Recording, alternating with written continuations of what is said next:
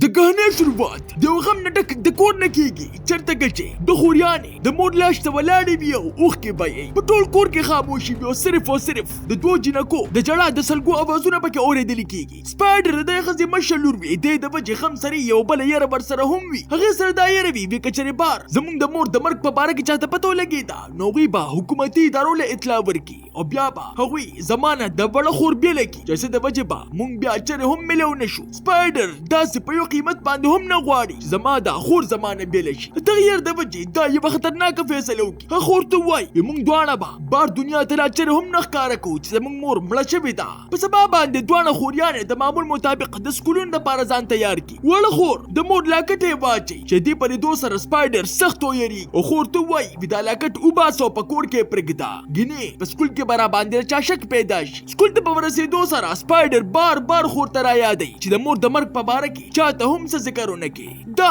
د خپل زړه د سپکاورو د پاره د خپل د ټولو نه خې ملګری خواله لاړ شي او هغه ته په دې شرط باندې دا خبره وکي بیت په چاته هم دا خبره نه کې هغه په جلا کې ملګری ته وای زه په یو حال کې هم وړ خور د ځان نه بیل ول نه غواړم د دې پورې دو سره د ملګری سخت یریږي خو دې باوجود د سپایډر د مرستې او غیلا د حوصله ورکول واده بر سره وکي په دغه شپه باندې یو داسې واقعي وشي چې سپایډر سخت یری د دې وړ خور کور ته ځان سره ملګری او نیای راوړي په دې سره سپایډر یریږي په غوسه کې خور ته وای ودا ځل خو د سوکرا وستل او قبل پیره دی د کور د مخه پورې یو ملګری را وسته نو بیا به زه خوخه شمه ولې را باندې دا خلک خبره دغه یې سری یو بل مسله هم په مزه راړو دي شي د کور د خوراک سکاک سيزونه په ختمېدو شي او د مور د پنشن پر اتلو کې لشپږ ورځې پاتې وي ټول خوريانې فیصله وکي د روان شپږ ورځې پورې مونږ بلګ لګ خوراک کو د دې د پاره چې دا خوراک د اخري تاریخ پورې ورسي په دې وخت کې ناڅاپه د دې د مور ملګری رې د دوی کور ته راشي په د پوسټر سپایډر ورته په یره کې وای زما مور یو غنټه مخکې چرته ملګری سره بارته وتري دا درې په دې باندې شک پیدا شي چې کې دي شي د مونږ ته دروغ وای خو بیا هم په دې خبره باندې نه لاړ شي وکچري مور دې واپس رااله نور تو وای چې ما ترنګو کې دغه پتلو سره وړ خور سپایډر ته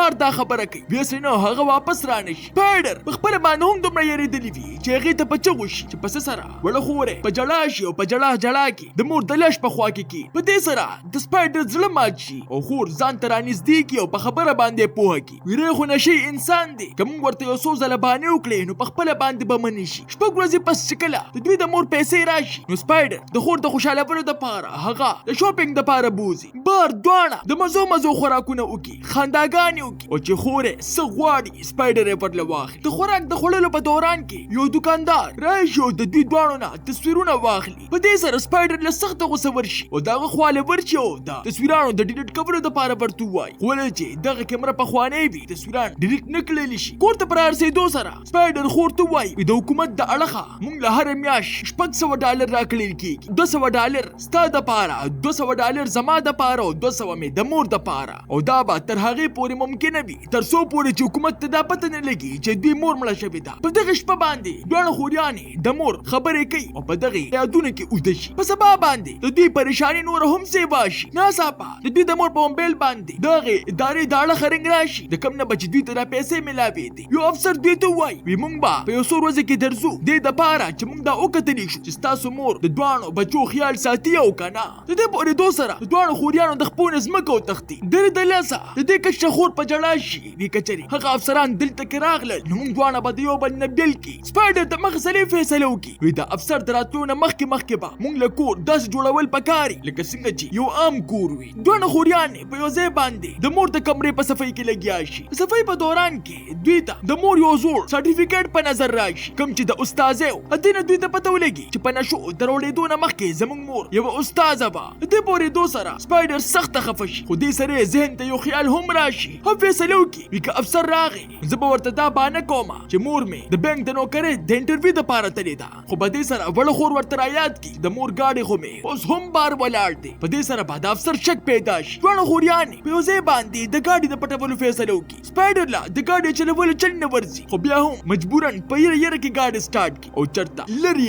پټ کی په سبا باندې دا غیدارې والا خزر دوی کور ته راشي وړ خوريانې هغه ته وای وي زمونږ مور د انټرویو د پاره تللی ده او هغه ته د مور داسې تعریفونه وکي چې هغه ته داسې ولګي چې دوی مور خو واقعي یوه ذمہ دار او ښه مور ده افسره د پوره کور جایزه واخلي فرج وګوري، د مور کمرې وګوري چې د هر څه د ټیک کولو د وجې هر یو څیز ورته په ظاهره باندې ټیک ټاک ښکاره شي، خو بیا هم په دې خبره باندې ته لاړه شي چې مور د کور ته راشي نو ته وایه چې ما ترنګ وکړي. د هغې په تلو سره دواړه خوریانې د سکون ساه واخلي، خو بیا هم په زړه کې څه ناسیره پاتې وي. دوی پوهه وي چې دا سکون عرضي دی، د افسره به دوباره خامخا راځي. دغه یره د وجې په سبا باندې سپایډر د کور نه تښتېدو منصوبه جوړوي. هغه د بس والا سټیشن ته لاړ شو، هغلته کې د ټیکټ د قیمت تپوس وکړي، خو چې څنګه د هغې ادارې والو ته دا پته ولګي چې دې عمر صرف 15 کاله دی، نو هغه دې له د ټیکټ د ورکولو نه انکار وکړي. د 15 کالو نه واړه خلک یوازې سفر نشي کولی، په واپسې کې دا یو سټور ته ورشي د دپاره چې د کور څه ضروري سامان واخلم. په هغه دوکان کې دې ملاقات دوباره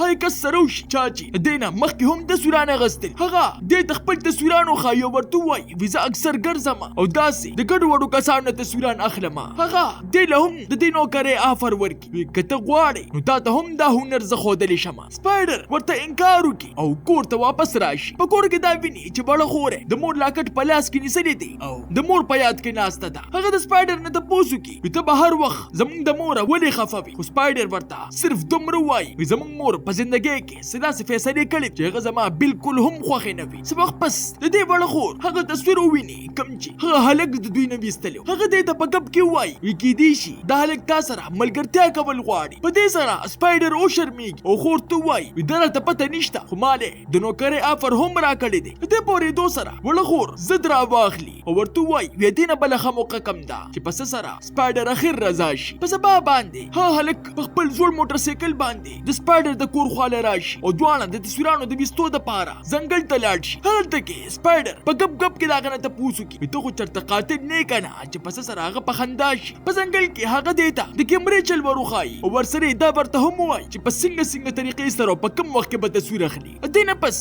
هغه سپایډر د ځان سره سټوډیو ته بوځي دې دپاره چې دا وویني چې تصویران څنګه جوړي. هغلته کې سپایډر ته د یوې عجیبه خبرې په باره کې پته ولګي. هغه ګوري چې یو کس جعلي سرټیفیکیټ یې جوړوي ولې چې هغه په سرکاري دفتر کې کار کوي. واپسې کې ها هلک سپایډر د کور نه په څه فاصله باندې کوزه کړي او د څو ورځې دپاره هغه خپله وړه کیمره هم دې له ورکړي. کور ته په ورسېدو سره دواړه خوریانې سختې خوشحالې وي او په مزه د مور هغه غم ته نه هیر شي او په ژوند کې په وړو خوشحالۍ باندې خوشحالېدل شروع کړي. خو دوی دا خوشحالي د ډېر وخته پورې قایمه پاتې نشي. یو ورځ کله چې دواړه خوریانې هوټل کې ناستې دي په دې وخت کې دغلته کې ری راشي او په غوسه کې دوی دواړو نه د مور په باره کې تپوس وکړي او ورسره دا دمکي ورله هم ورکړي که چېرې مور دې راسره میلو نه شوه نو دا ورته ووایه که درلم درپسې نو بیا به درنه $300 اخلمه. په دې سره دواړه خوریانې ویرېږي ولې چې هغوی سره پخپله هم $300 نو د مور هغه قرض یې دله ورکړ. د د لاسه په سبا باندې هغه کیمره خرڅه کړي کومه چې دوی له هغه هلک ورکړې وه، خو دې په بدل کې هغې ته صرف $50 میلو شي او د باقي پیسو د پوره کولو دپاره هغه د مور هر ورسره هم کېږدي. د شپې په وخت کې هغه دغه پیسې هغه له هم په ګاډي کې ورکړي او ورسره دا ورته هم ووایي اوس باقي مونږ پرېږده. خو دې د شکریا ادا کولو په ځای باندې هغه ورله په مور پسې خبرې شروع کړي هغومره بې حیا ښځه خو ما د سره لیدلې نه ده، هر قسمه بدعملي به یې کوله. د دې خبرو په اورېدو سره د سپایډر د سترګو نه اوښکې روانې شي او په جلا کې کور ته راشي. په دې غوسه کې هغه د مور لاش ته لتې ورکول شروع کړي او په چغو شي زما ستا نه اوس نور هم نفرت پیدا شو، تا ولې د دې غوندې بدعمله خلکو سره یارانې کولې. په کور کې وړه خور د د لاسه سپایډر له غاړه ورکړي او په یره کې ترې تپوس وکړي اوس خو به ری مونږ ته څه نه وایي که نه. سپایډر ورته ووایي بالکل هم نه، خو په زړه کې دا پوهه وي که چېرې دغې بدعملې ته پته ولګېده نو د مخې سرې به حکومت له اطلاع ورکړي. په دغه شپه باندې سپایډر په نیټ باندې د یتیمانانو قانون ګوري چې پته ورته ولګي که چېرې مشر ورور یا خور د 18 کالو وي نو هغه بیا ورکوټې خور د ځان سره ساتلی شي. خو سپایډر په خپله د 15 کالو وه دا چې څنګه په تورې تېرېږي او په خاموشۍ کې خپله وړه خور پوسته کېدو باندې وویني نو د دې په زړه کې یوه نوې او د یوې خطرناکې منصوبې خیال راشي. د شپې په وخت کې وړه خور د سپایډر نه د مور د لاکټ په باره کې تپوس وکړي خو سپایډر ورته بانې شروع کړي ولې چې هغې سره دا یېرې وي که چېرې د رښتیا په باره کې دې ته پته ولګېده نو سخته به خفه شي. په دې وخت کې د دوی د مور په موبایل باندې یو بل رنګ راشي. دا رنګ د سپایډر د ملګرې د مورو دا هغې رنګ اوچت نه کړي چې د وجې هغوی ورته یو وایس میسج پرېږدي. د دغې وایس میسج په اورېدو سره د سپایډر په پریشانۍ کې نور هم اضافه وشي. په سبا باندې سپایډر د هغې هلک ملګري سره میلو شي کوم چې دله کیمره ورکړې وه. دغه کس په جعلي سرټیفیکیټ جوړول د هغه ته وایي زما یو نقلي د ډرایوینګ لایسنس یو شناختي کارت پکار دی دې دپاره زه د 18 کالو ښکاره شم. خو مسله دا وه چې هغه دې په بدل کې ډېرې غټې پیسې غواړي. د پیسو د نه لرو د وجې دا ورته په منتونو شي. دې ته زما ډېر زیات ضرورت دی چې څه د وجې هغه کس په لږو پیسو باندې رضا شي. واپس راتلو سره دا خپل د ټول نه نږدې ملګري ته خپله ټوله منصوبه ووایي. دا ورته ووایي زه به د خپلې خور سره یو داسې ځای ته لاړه شم چېرته کې چې به ما څوک هم نه پېژني او د خپل جعلي شناختي کارت په ذریعې سره حکومت ته به بیا ځان دا ظاهر کړم چې زه د 18 کالو یم چې څه د وجې هغوی به زما نه خور چرې هم بیا نه کړلی شي. په دې سره د دې ملګري حیرانه پاتې شي خو ورسره یې دې له حوصله هم ورکړي. په دغه ورځ باندې سپایډر هغه سټور ته واپس لاړه شي چېرته کې چې دې دغه کس کیمره خرڅه کړې وه واپس یې ترېنه واخلي او هغه کس له واپس ورکړي او هغه ته دا هم صفه ووایي بس زموږ ستا نوره ملګرتیا نشي کېدلی خو چې کله دغه دې خلوص ته پام وکړي نو دوباره هغه سره د چکر دپاره رضا شي. دوی دواړه دا ځل په شریکه باندې تصویرانو باسي او په مزه مزه د دې د زړه نه د دې هلک دپاره ټول نفرت ختم شي چې څه د وجې د څه وخت دپاره د دې نه ټول غمونه هیر شي. هر څه ټیک ټاک روان چې ورځ د دوی کور ته ناڅاپه د هغې ادارې والا راشي. په دې سره دواړه خوریانې سخت ویریږي او په هغې کمره کې پټ شي چېرته کې چې د مور لاش یې پروت و. افسر د ټول کور تالاشي واخلي خو مور یې ورته میلو نشي چې څه د وجې هغه د مور په موبایل باندې پټله یو میسج پرېږدي وي که چېرې د ماښامه پورې تا ماته رنګ ونه کړ نو پولیس راغواړم. درې د لاسه سپایډر سیده په هغې جعلي کاغذونو جوړولو والا پسې لاړ شي کوم چې دې اډر ورکړی خو هغه په خپل کور کې موجود نه وي او نه د دې جعلي شناختي کارت تیار شي. په دې سره د هغې نه وارو پار خطا شي چې اوس څه وکړمه. په دې وخت کې وړه خور دوباره د دې نه د مور د لاکټ په باره کې تپوس وکړي خو دا ځل سپایډر ورته دروغ ونه ویلی شي او هر څه ورته رښتیا ووایي. دې پورېدو سره وړه خور یې په ژړا شي تا ته دا پته نشته څه چې دا لاکټ زما د مور څومره خوښ و. په دې سره سپایډر له سخته غوسه ورشي او خور ته ووایي زموږ مور کمخه ښځه به صرف نشې به یې کولې. وړه خور د دې خبرې د منلو نه انکار وکړي چې په څه سره سپایډر ته یوه خبره رایاده شي چې مور به موږ سره څنګه ظلم کوو او تر دې حده پورې بې پروا ښځه وه. دا وړه خور یې خوراله یو ورځ بار پرېښودلې وه خو قسمت یې په دې باندې خو چې مې اواز واورېده واپس مې دننه راوسته. هغه وړې خور ته دا هم ووایي یا تا ته چې کوم د سالنډۍ بیماري ده دا هم زموږ د مور د غلطو د وجې تا ته لګېدلې ده ولې چې هغې به نشې کولې. د دې هر څه پورېدو سره د دې د وړې خور زړه مات شي او په ژړا ژړا کې د کور نه په منډه باندې وځي. بار ته په وتو سره د هغې ساه په بندېدو شي او څه یې تر دې حده پورې بنده شي چې راوغورځي او بېهوشه شي. سپاړه چې څنګه ده وویني نو په دې سر دې ته رایاد شي چې ما خو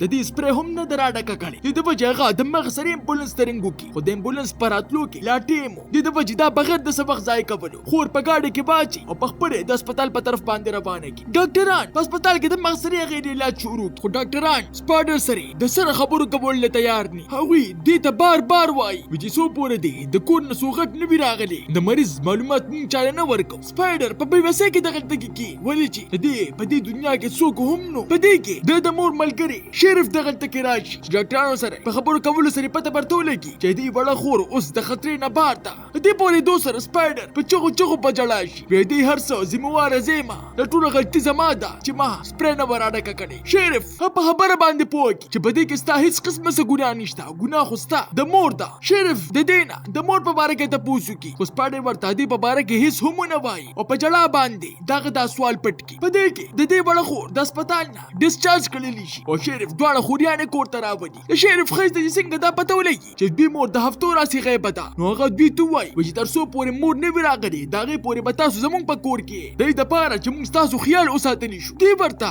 په قانوني طور د خپل ځان د مور او پلار د جوړېدو په باره کې ووایي چې په دې سره شریف ورته ووایي دا آسان کار نه دی ولې چې په ښار کې او یا نور واړه هم د خاندان په انتظار دي. سپایډر ته نه د یتیمانو د قانون په باره کې تپوس وکړي چې په څه سره شریف ورته ووایي دا آسان کار نه دی که چېرې حکومت ته پته ولګېده نو ستاسو یو ځای اوسېدل بیا ناممکنه دي ولې چې ستا عمر هم کم دی او خور دې هم واړه ده. په سبا باندې شریف دواړه خوریانې سکول ته په خپله باندې بوځي او سپایډر په زړه زړه کې دا خبره کوي چې زه به د دې ځای نه خامخا تښتم. د چوټۍ په وخت کې د دې ملګري دې له په زوره باندې پیسې ورکړي دې دپاره چې په دې باندې به دې څه ناسه وشي. په دغه ورځ باندې اخر د سپایډر جعلي شناختي کارډ راشي چې په څه سره هغه کور ته په تیزۍ سره راشي او د سامان په پیک کولو کې لګیا شي. په دې وخت کې د دې وړه خور ضد ونیسي دې ځای نه موږ به چېرته هم نه ځو. په دې سره سپایډر نه سخته غوسه ورشي او څپېړه ترېنه پورته کړي تا ته پته شته چې ما د شناختي کارت په څومره سخت باندې جوړ کړ. په دې وخت کې ناڅاپه ری د دوی کور ته راشي او د سپایډر په مرۍ باندې غلی شي. ما ته پته ده چې ستاسو مور مړه شوې ده د دې نه هم خبر یم چې ستاسو د مور هره میاشت $200 راځي. هغه دې دمکي ورکړي که چېرې تاسو دا غواړئ چې دا راز پاتې شي د مور هغه پیسې به هره میاشت ماله راکوي ګینې دواړه به مړې کړم او بیا به ټولې پیسې ماله راځي. په دې سره سپایډر ته د خطرې احساس وشي او دواړه خوریانې د موقع په ملاوېدو سره حمله پرې وکړي. سپایډر یو څو باړې راوچت کړي او سرلې ورله داسې رووني چې بېهوشه شي. دې نه پس وړه خوره اوس هم جاړي او په جلا جلا کې خور ته منتې کوي. وي مونږ د دې ځای نه به چېرته هم نه ځو. په دې سره سپایډر ته احساس وشي چې زه د خور د یو ارمان هم خیال نه ساتمه. دواړه خوریانې یو ځای کېني او د مور هغه ګانې شروع کړي کومه چې به هغې ویله. په دې کې هغوی فیصله وکړي باقي به مونږ پولیس ته هر څه صفا وایو. لږ ساعت پس دغلته کې پولیس راشي او د مور لاش د کور نه روباسي او په امبولانس کې واچي. سپایډر په خاموشۍ سره د شریف نه تپوس وکړي ما څه غلط وکړل څه چې شریف ورله په افسردګۍ کې جواب ورکړي یا تا چې څه هم وکړل دا تا بله خور ځان سره د ساتلو دپاره وکړل او ورسره دا واده ورسره هم وکړي چې تر څو پورې زه یم تاسو څوک هم نشي بیلولی. دې نه پس ښه په عزت سره د دوی د مور جنازه وشي او په آخري وخت کې دواړه خوریانې په جلا کې د مور په تابوت باندې ګلونه کېږدي. اوس شریف او دا خاندان دغه دواړه خوریانې د خپل خاندان حصه جوړه کړي او په دې سره دواړه خوریانې د همیشه دپاره یو ځای پاتې شي. څه وخت بس هغه کیمرامین هلک هم د سپایډر خواله راشي او په مزه د دې زندګي اوس په بدلېدو شي. په آخره کې سپایډر درې نه هغه لاکټ هم واخلي کومې چې د مورو اوس هغه سخت وخت صرف یادونه پاتې شي. تاسو ته دا نانې کهاني څنګه ولګېده ما ته خپله قیمتي رایې په کمنټ کې ضرور راکړئ. ملاویږو به په یو نوي ویډیو سره ما له راکړئ اجازت. بای بای.